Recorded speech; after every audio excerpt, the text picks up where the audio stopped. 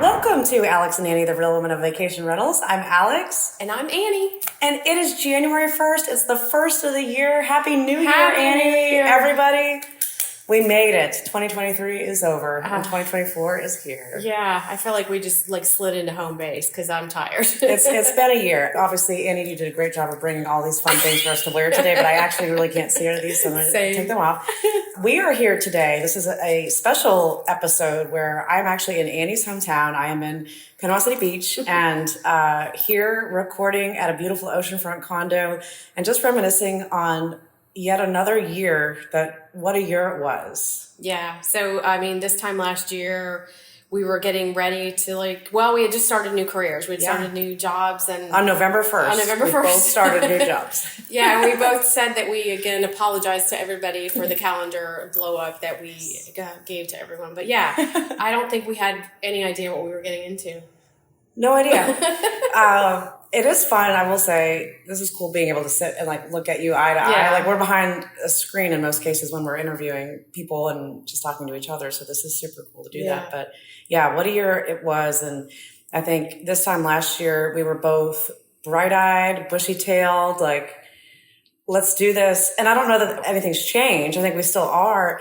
But every year just becomes such a reflection point. And for us, this podcast has truly become almost like an ongoing journal. Yeah. That I've never been good at journaling. I've recently, within the last, 6 to 8 months, started journaling. But this has also, looking back, been a great way to remember what has happened and see the growth that we've had and also just what the industry has going on. It's almost like a encyclopedia of our lives and what's going on within vacation rentals. Yeah, and I think I journaled a lot when I was younger, and I got away from that. I journaled when my son was younger, and I got away from it. And then I've gotten, so this is the way of journaling without actually having to put paper, pen to paper. But and it's been a crazy year, and I know that we were both, like you said, bright-eyed, bushy-tailed, and went into the year wide open and really ready to do all these great things. And I know for myself, it was getting back into a big company. I'd been in a startup mode for really the last 6 years, and being back into an organization that had a lot of, not red tape, that's not the right word, but a lot of organization to it, where you weren't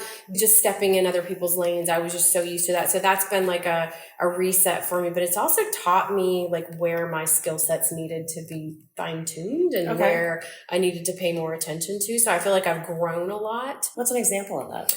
Just understanding that there are people to do certain parts of the business, that I don't have to do everything. Okay. Because I had always been if somebody wasn't there, I could step in and do it. Yeah. With partners, I could step in and I could go to their channel and take care of things. And I could step into the software and I could step into all the different platforms and do all the things and fix it. Yeah. And so it taught me, and it's really funny because this goes back to the words that we were choosing for our year.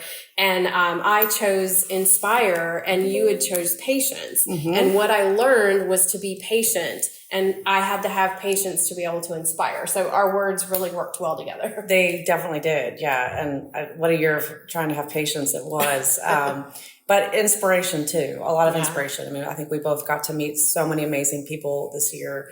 For me personally, I think I was very much inspired by doing these market visits where we're getting to go and meet different companies and see where they're at, and being able to really assess what their needs are, and if that was potentially a fit to work with Costco, and just met some incredible people, and just seeing literally in the trenches what is going on. And I think this is probably a good segue of where we want to go with the show in 2024. We want to be able to share more of the stories live in person, because when you're sitting next to somebody and actually hearing what they've gone through and the struggles and the triumphs, it's different than when you're just on Zoom. And, I think in your market here in Panama City Beach, there are so many amazing companies that they deserve to have a spotlight on them. And, as Amber Hurdle always has said to us, you need to shine your light so that others can shine their light. And that's one thing that, from an inspirational standpoint, I think has been really special for me in this journey, and certainly in the last year, being able to do that. Yeah. This podcast, we had no idea where this journey was going to go, and we don't know where this journey is going to take us into the new year. But I think the one thing that we have definitely landed on is that surrounding ourselves with people that want to be good people to us, and vice versa, and people that want to help us be better and push us to be better. And we bring up Amber Hurdle all the time. What a God's gift she has been to us and to so many in our industry. So Amber, Love you. We Thank love you so Amber. much. But there's been a lot of other people along the way that we've met. Val Gangus is another one. Oh my gosh, yeah. Love Valerie. You know, Julie Bird from Cabo Villas. Yeah. I think we've Lance and Elaine. Lance Lane Stitcher. Lauren Madewell. Yeah. I mean, gosh, think about we've so many amazing friends through this. Yeah. And we say this all the time, but there's not an industry that is like the one that we exist in. I really and truly believe that. And Amber, again, is a good example of that because she works with all sorts of different industries and goes to these conferences, and she's like, I feel like home is with the your VR group. People. Yeah. Because like this is home to her. And we're very lucky for that. There was a quote from Will Guadera's speech at Dawn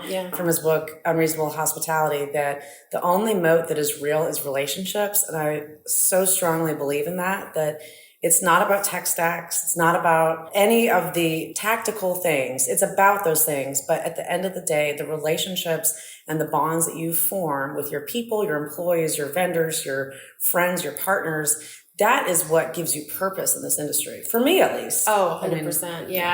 I feel like, again, the current role that I have at Homes and Villas, it's part of a big organization. But one of the things that the team needed from me was they needed somebody who understood the business. They needed somebody who was in the business, and they needed somebody who had the relationships in the business. And so while, yes, I leverage those relationships, I've been able to like foster more and be deeper and bring more feedback to the internal, people at the organization and vice versa. And I think that what a great business to be in, that you have the opportunity that people, like, they might not want to work with you, but they're going to be your friends. What a great company that you work for, that like you were brought in and you've been utilized for your true, exactly what you just said, your super talents, your experience that you've built up over a couple decades, right? A long time. A long time. You've done a lot of things here. Have, and like they've really leaned into leveraging that. And I think any company that doesn't, I mean, it's crazy, right? I mean, like that's where you're at a place where you should be. A year ago, for me, I had just gotten back from Hostaway University and literally had just seen things I had never seen before from a hospitality standpoint, that, being in the business for 14 years, being in marketing, sometimes you feel like you're in a little bit of a glass house, that you're on a pedestal, you're in a different part of the business, and you don't really see in the trenches of what's going on. But we do a great job explaining it and showing it and doing these strategies that get tons of guests to want to come stay with us. But actually seeing the trenches was great, and seeing the people and learning the culture of Costco. In the meantime, this has been a big year for us. We have hit some huge milestones that we could not have gotten to if it wasn't for the amazing support of our listeners, our friends, our partners, our families, our sponsors, my gosh, our families, our husbands, our dogs, everybody. It takes a village. And we were now named to the top 5% global podcasts of all genres, which to me is just absolutely crazy. That we didn't know what we were doing a couple of years ago, and we just stumbled into this. And it's so fun. Like, I know you get the same question too. People ask, like, how did you guys get into this? And I'm like, the story is just, it sounds like so Mickey Mouse, but it's the truth. Like, we just rolled into it, and then we just kept going, and we're on for the ride, and we're just going to keep going with it. But that was a big thing for us. We were second year for top 35 podcasts for hospitality by the International Hospitality Institute. We've got incredible new sponsor opportunities that we're working on now for 2024 that we're really excited to roll out. And big news. Our big sponsor? Yeah. Turno. We're super excited to have Turno. We will be announcing more sponsors, but really highlighting Turno. They were stepped right up and wanted to be the first sponsor for the year. So we're excited and have great commercials that we're going to be doing with them, and interviewing their CEO shortly. And hopefully we'll go to Hawaii and visit their team there. We would love to. We'd love to do that. Yeah, we would love that. We're great on the scene. We're good behind the camera, but in person. Super excited about Turno. If anybody isn't aware of this service, I would say one of the questions that I get in every market that I've been to this year, or the things that are the most challenging situations people are dealing with, is still hiring and workforce. Absolutely. And especially on the cleaner and maid service side of things. Turno is a marketplace for cleaners, that it's hosts and for the cleaners, where it's like an Uber of finding cleaners. And matching you up with cleaners that are going to be perfect for your location. They're vetted. They handle all of the logistics of the HR side of things, of paying them, of the benefits, everything else. All you need to do is schedule the cleans. Honestly, it's one of those simple but brilliant apps that so much needed in our industry. I think this is an overused statement, but this certainly applies for them. It's a no-brainer. It's a no-brainer. It literally is a no-brainer. The fact that it takes the HR, I know having been in property management before, just having to deal with hiring and doing the processing of somebody, it's such a ridiculous process, but it's expensive. And so when you aren't able to keep a person, it's just money down the drain. And so this is a way that you can get rid of those unnecessary expenses and time wasters for yourself and have somebody who's going to vet and take care of. And again, so overused, but it's a total no-brainer. Integrated with all the softwares too, so it's every clean is gone through the process, super streamlined. So we're excited to tell more about their story here in 2024. Another huge thing for us, we are releasing maybe there'll be more, but our book, the first book, Connecting the Dots in 2024, that we've been working on for the last few months.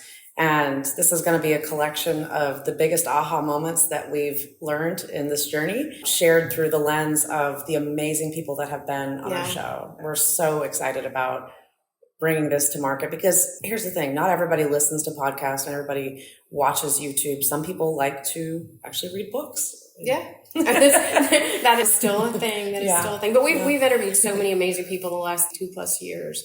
And the stories, and then just seeing where some of them have gone to. We had Marcus from Hostaway on, planting seeds. And just him planting seeds. And then he came back on with us towards the end of last year and talked about where they were at. And they just did one of the biggest rounds of fundraising for their company that any other technology provider in our space has ever done. And so, just really amazing the focus that's on our side of the business. And, we talk about it all the time. COVID gave us a spotlight, put us on a stage, and it's our opportunity to take advantage of that spotlight and stage. Absolutely.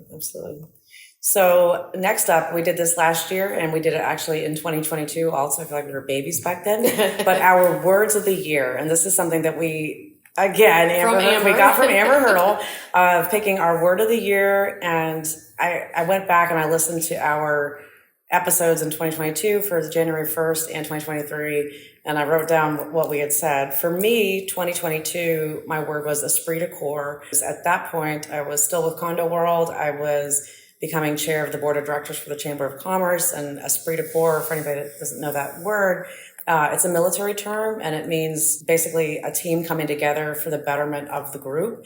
And I knew that was going to be an important word for how I would lead that organization and, what that really meant for. There's a lot of difficult things that chambers, CVBs, DMOs have to tackle, a lot of different perspectives, opinions, and you have to have the collective group in alignment that you might not always agree. Sometimes you disagree, but you can disagree with professionalism and knowing what the goal is of the organization. So that was mine. 2023 for me was patience. I forgot that was my word until I listened to the episode today. Maybe I at some point probably lost it along the way. And, patience is a tough thing and something that I'm still working on, but it was interesting. For this year, 2024, my word is going to be courage.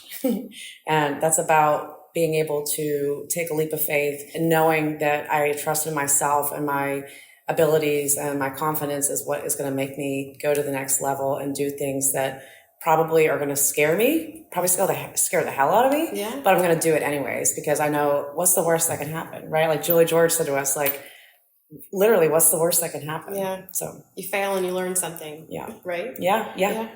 But I think that's a really great, courage is great. And I think that honestly, courage has always been behind you ever since I've known you. It's just, I think it's always been your standby word, but you didn't realize it. And now it's time to put it forward and use it to do bigger and better things.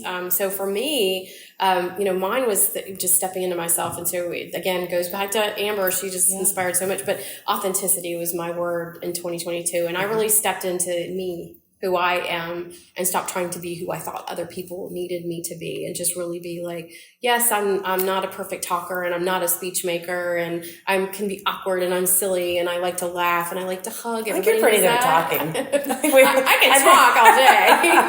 think we've refined that. Yeah. So, but I think that helped me find the confidence to like do this and to be able to do more and like be on panels. I was never doing that before. Yeah.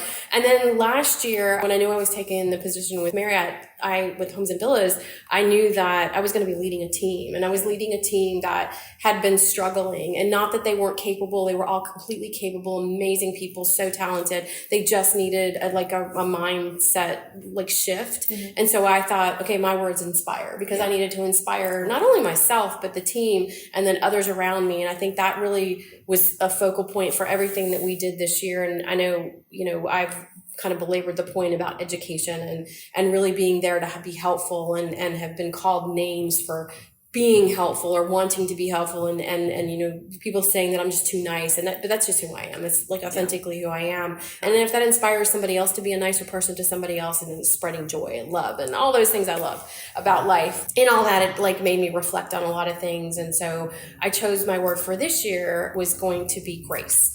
And I wanted to be able to give others grace, which I had to learn. I learned a lot of lessons this year about being able to like step back and understand that people might be attacking things around you and attacking you from the side. It might not be directly at you, but I needed to look at them and say, like, they might have something going on in their life and give them grace. Yeah.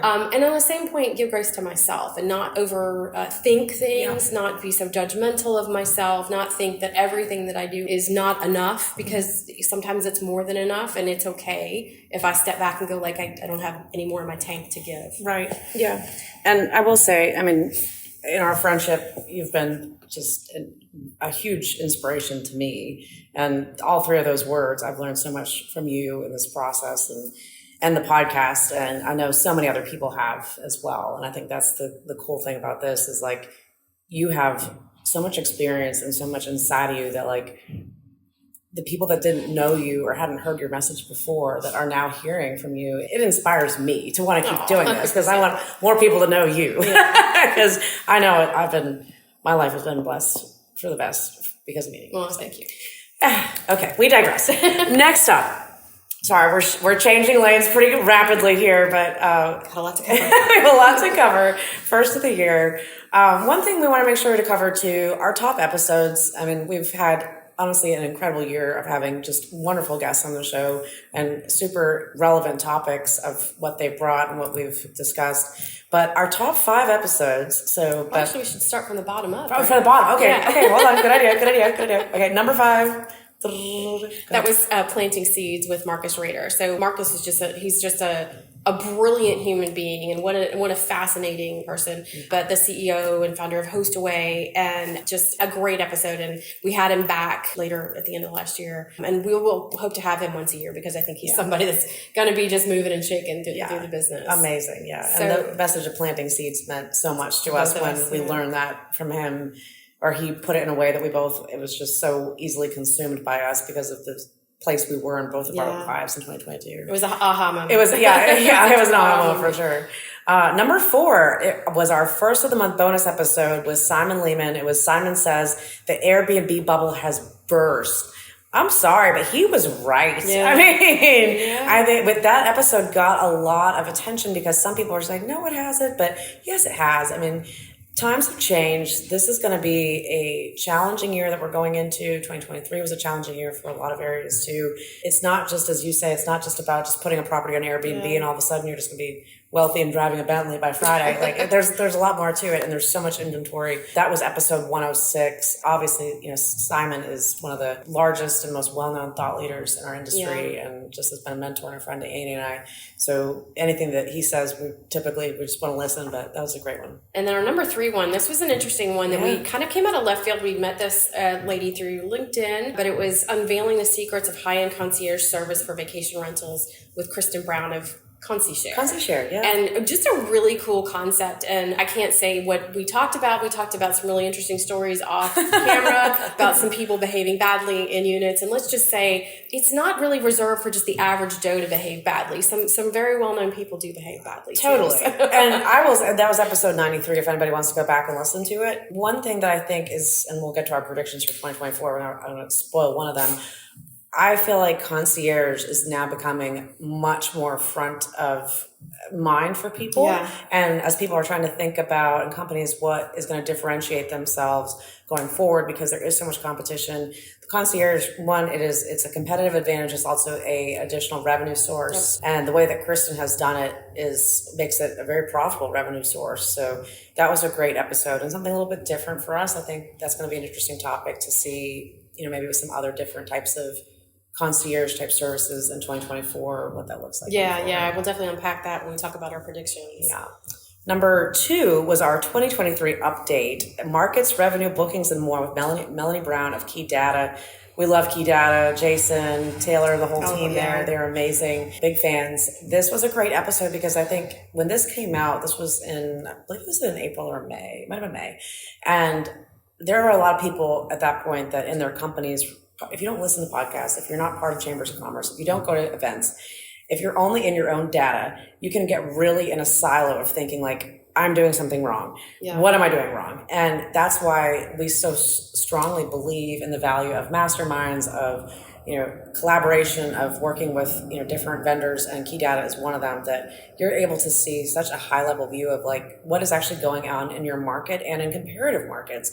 And I think that episode was very popular because of that people understood, okay, it's not just me, and not that it doesn't necessarily make things better. Yeah, but it at least gives you some peace of mind at the end of the day that it's nothing that you've done, because this was a challenging year. Yeah, I think a lot of people went into the year with very high, lofty expectations, but also if you're in the business, you know that there's a lot of units that were added into the market that were bought by people at the height of the real estate. Yeah. So their expectations of what their return on their investment was going to be were so far off what was really possible. And this is where we talk about with Lauren Madewell a lot about like, how do we bring the real estate people to the table? Mm-hmm. There are real estate people that are property managers, and that's great, but there's a whole lot of real estate people that are not in the property management, and they're just dabbling in it on, say, Airbnb, and maybe they have one unit, but they're making their money selling real estate. So they want to do that, and they're not really talking to people that are in the business and understand the margins and what it takes to be profitable. And really, if you bought last year, being profitable is very, very,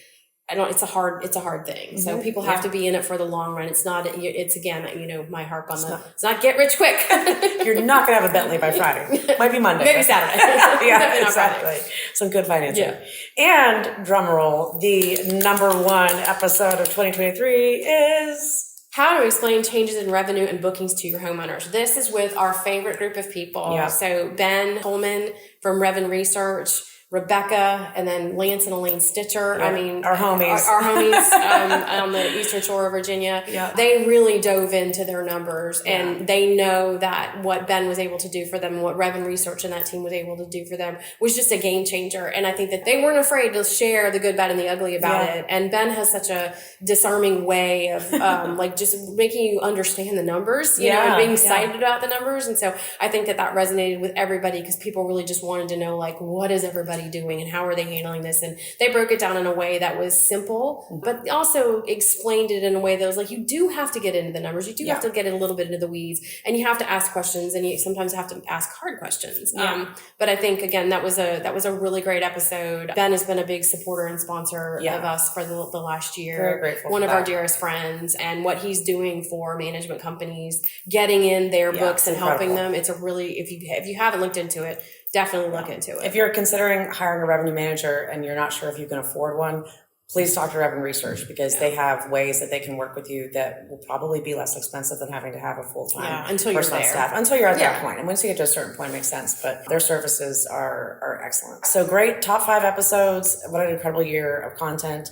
Looking ahead to 2024, predictions. I think, we had started this hashtag back 2022, the hashtag We Are Not Airbnb. I think that phrase and what that means is even more relevant now than ever. And that's just based on the content and the posts and the conversations that we keep witnessing on LinkedIn. Of Lauren Madewell had a great one today of, okay, I'm sorry, OTAs, you have 2 customers. You have the hosts / the property management companies and the guests. But we are your customer. If you don't have anything to rent, you won't have a guest. And I think the conversation has not been had to the level that it needs to be had. Saying hashtag we are not Airbnb, it is a fact. Like, property management companies are not a distribution channel. Yeah. This is not meant to be a derogatory saying against Airbnb. It is truly aligning that we are not a channel.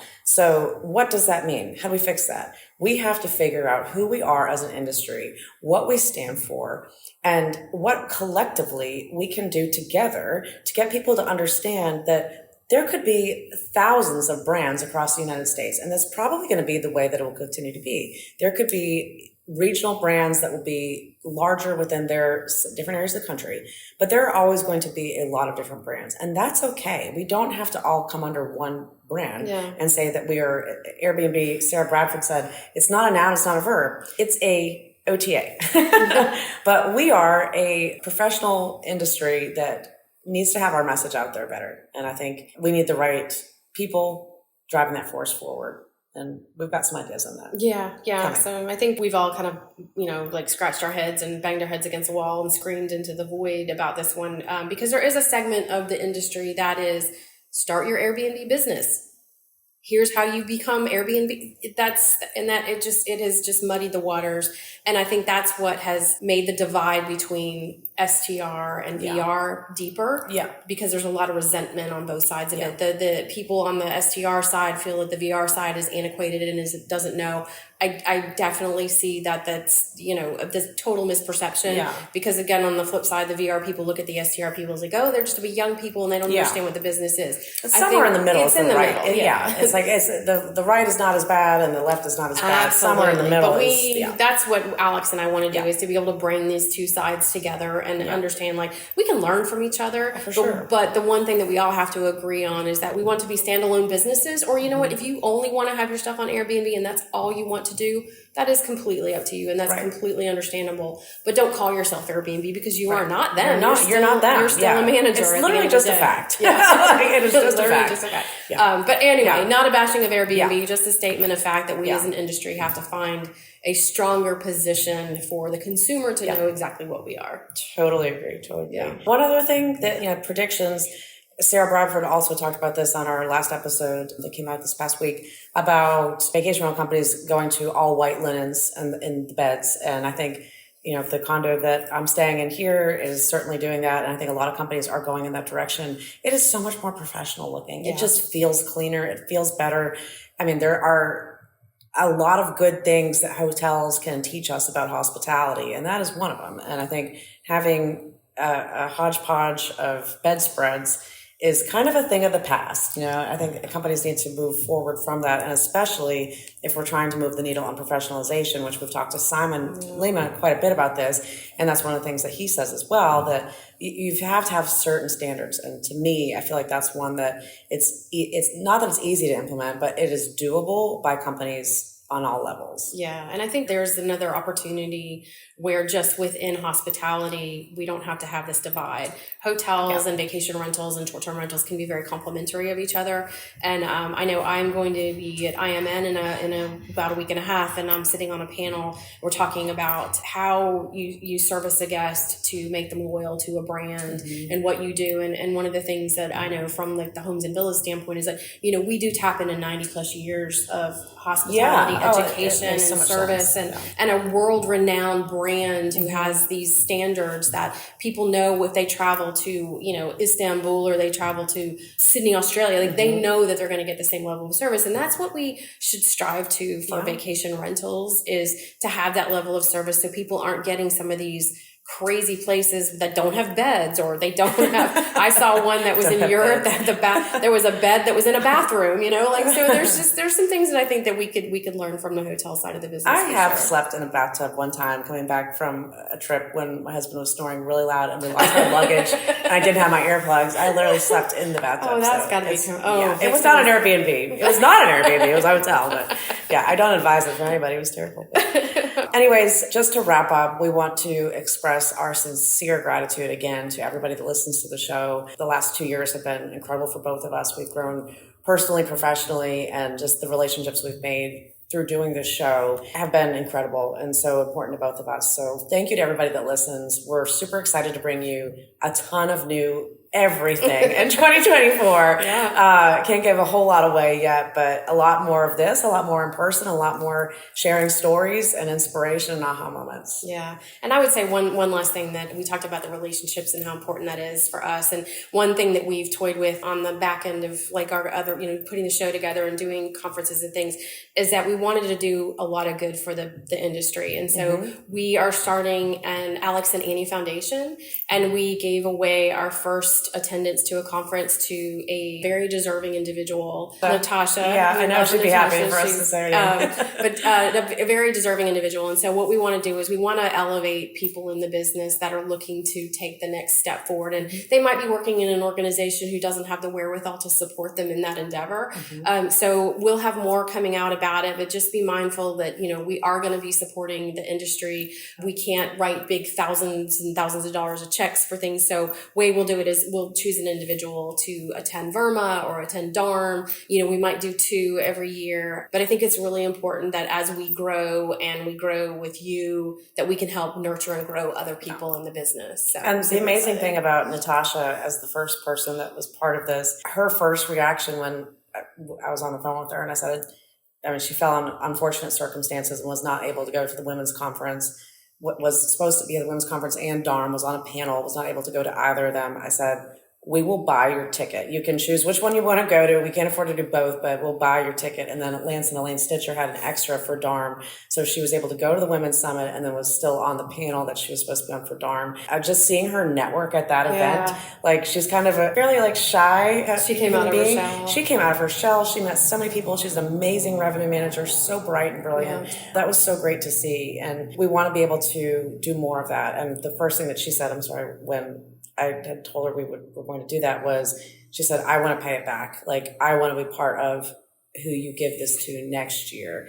And I thought, that's almost like when you're in line at Dunkin' Donuts and somebody pays for you. Yeah, pay for it, yeah. Like, that just made my heart warm. And I knew that we had obviously started this journey with the right person. So super excited about that. But Happy New Year, everybody. Thank you for being on this journey. We will see you every Wednesday for now until for eternity. The rest of your life. For the rest of our life. And on the next February 1st bonus episode, we'll see what sort of crazy announcements we have at that point. Thank you again. If you want to get in touch with Annie and I, you can go to alexandanniepodcast.com. Thank you so much for tuning in, everyone.